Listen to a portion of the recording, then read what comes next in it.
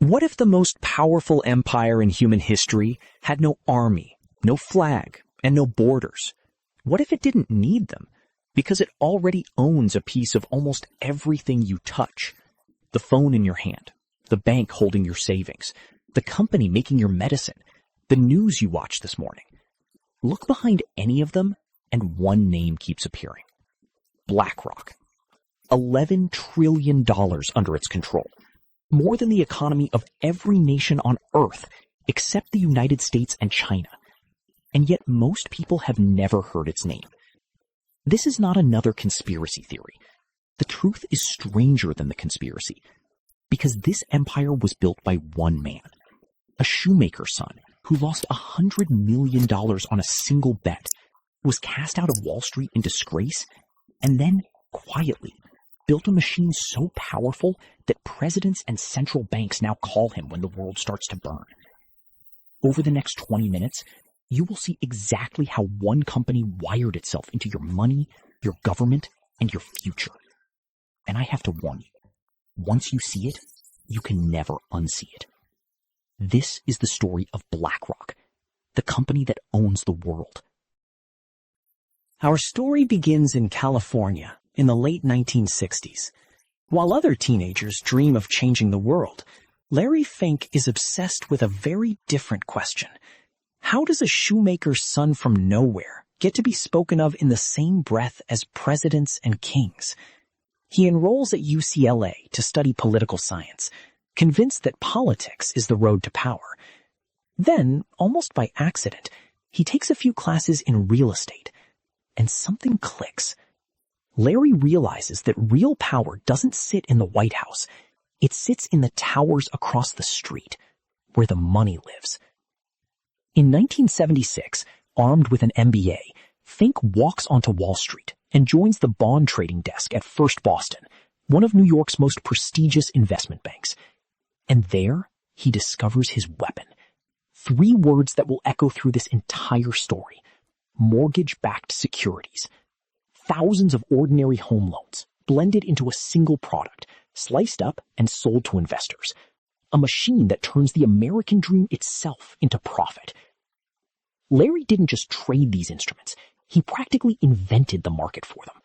He starts printing money by the millions. Within 2 years, he becomes the youngest managing director in the firm's history. There are whispers about him becoming CEO. He is untouchable, ambitious, brilliant, and dangerously confident. Because on Wall Street, there is one rule older than the market itself. The higher you climb, the harder you fall. It's 1986.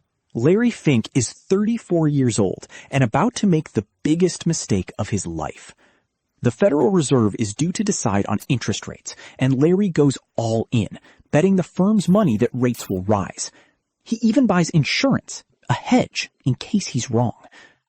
Rates don't rise. They plunge. And Larry shrugs. He planned for this. The hedge will cover the losses. Except it won't. Buried deep in his calculations is a single numerical error. One wrong number. On paper, a tiny mistake. In reality, $100 million. Gone. In an instant. The man who made First Boston over $1 billion becomes a ghost overnight. Colleagues stop talking to him in the hallways. The whispers about CEO go silent.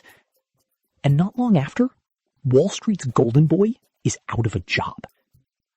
Years later, Fink himself would remember exactly how that moment felt.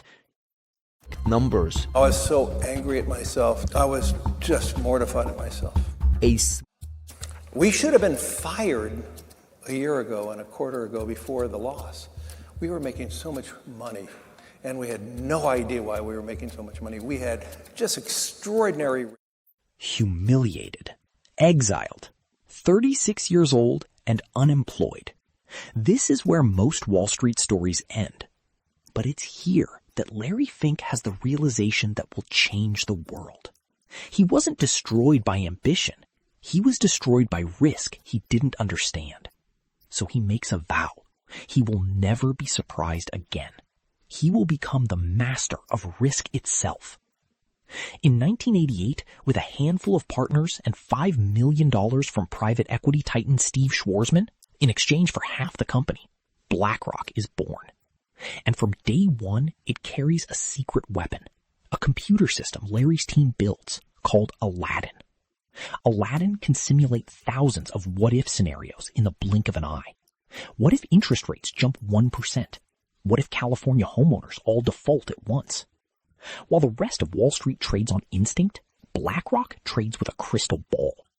Within a year, they manage $3 billion. By 1994, $50 billion. And when the great bond massacre of that year wipes out investors across Wall Street, BlackRock walks through the fire almost untouched. The message to the entire financial world is clear. When things get messy, you call BlackRock. Then comes the divorce. Fink wants full control.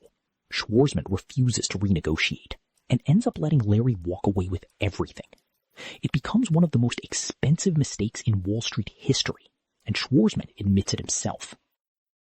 We set up an economic arrangement which ended up being inappropriate for a business that was growing as rapidly, needed to add as many people, and I made a mistake.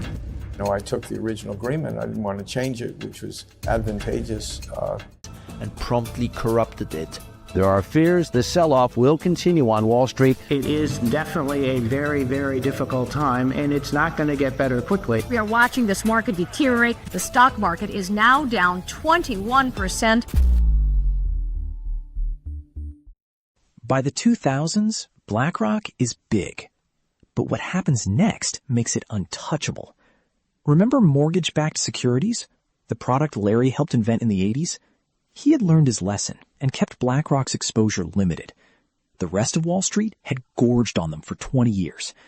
In 2008, the time bomb explodes. Bear Stearns collapses. Lehman Brothers, a 150-year-old titan, sinks like the Titanic. Trillions of dollars evaporate. The global financial system is hours away from cardiac arrest. And in that moment of absolute panic, the United States government asks itself one desperate question. Who actually understands these toxic securities? There was only one answer. The man who created them. The Federal Reserve hands BlackRock the keys, hiring Larry's team to value the toxic assets, restructure the portfolios, and write the rescue playbook for the entire financial system. Think about that for a second. The firm born from Larry Fink's greatest failure is now saving the world from the very product he pioneered. And how close did Washington and BlackRock become in those desperate days? Listen to this. There was a day in which Geithner called him 21 times in a day. But Larry isn't done, because in every crisis, he sees what others cannot. Opportunity.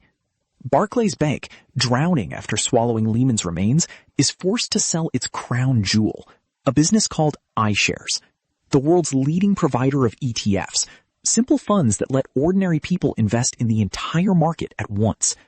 Fink pounces. $13.5 billion. And with that single deal, BlackRock becomes the largest asset manager on planet Earth, right before ETFs explode into the most popular investment vehicle in history. Today, the numbers are almost impossible to comprehend. BlackRock holds stakes in nearly every major corporation you can name. Apple, Microsoft, Walmart, Exxon, Coca-Cola. Typically 3, 5, 8% of the entire company. That might sound small. It isn't. Political economist Benjamin Braun has spent years studying exactly what that much ownership really means. 5% in any individual company is actually very significant because if and when shareholdership is dispersed, 5% makes you, in all likelihood, the single largest shareholder in that company. That's why, for example, in a lot of academic studies, 5% is taken as a threshold for control. There's almost no difference between Vanguard, BlackRock, State Street, and even a bunch of other asset managers in terms of their business model. So then you can start and wonder, okay, so if the big three together hold 25% of the shares in any individual company, then you're definitely above the threshold. And here is the part that should make you sit up. That $11 trillion? It isn't BlackRock's money. It's yours. Your pension. Your retirement fund. Your insurance premiums. Your family's savings. But when your pension fund hands your money to BlackRock, it hands over something else too. The votes. Every share carries a vote on how a company is run, who leads it, what it pays its workers, what it charges its customers. And those votes flow up the pyramid to the asset manager. Together with Vanguard and State Street, BlackRock forms the Big Three, often the largest shareholders in every airline, every bank, every rival in the same industry, all at the same time. Now think about what that does to competition. If the same three firms profit from Nike and Adidas, why would either ever start a price war? Researchers argue this quiet, universal ownership helps keep prices high and wages low, squeezing the very workers whose pensions built the empire. And the final twist? The biggest shareholders of BlackRock are Vanguard and State Street. The biggest shareholders of Vanguard? BlackRock and State Street. The financial system, effectively, owns itself, a closed loop that pulls money in and never spits it back out.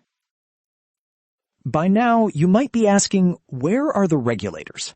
After 2008, Washington created a label for institutions so large their failure could sink the economy, too big to fail.